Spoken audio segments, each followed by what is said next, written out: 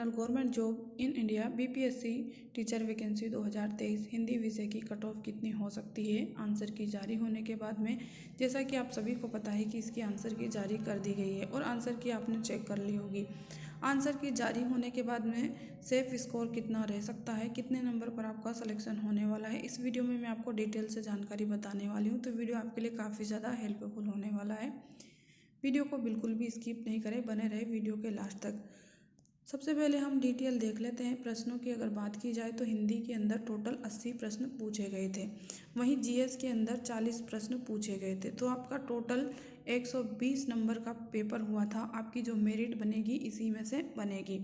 अब हम देख लेते हैं कि पेपर के लेवल की अगर बात की जाए तो आपका पेपर का लेवल ज़्यादा हार्ड नहीं था, इजी टू मेट लेवल का आपका पेपर था।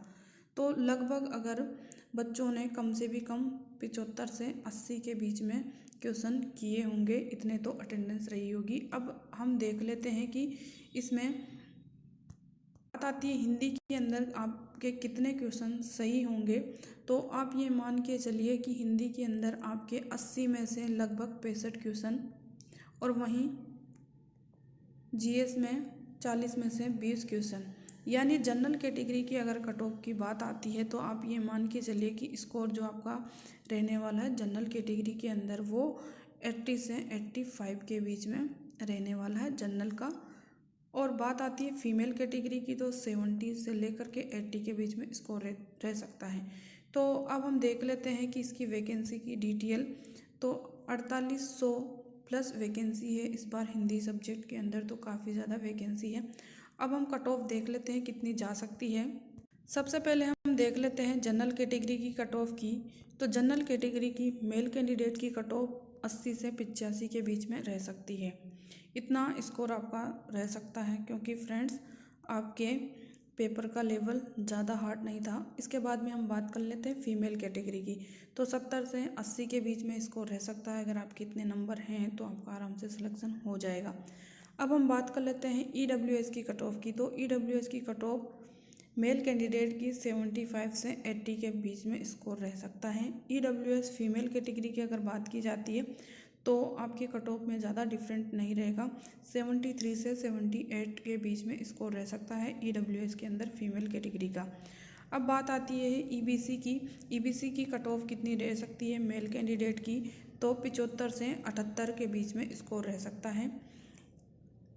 ईबीसी फीमेल कैटेगरी की अगर हम बात करें तो 71 से 74 के बीच में स्कोर रह सकता है। इसके बाद में बात आती है बीसी की, तो 76 से 81 के बीच में स्कोर रह सकता है मेल कैटेगरी का। और वहीं फीमेल कैटेगरी की हम देखें कट ऑफ तो 73 से 80 के बीच में रह सकती है।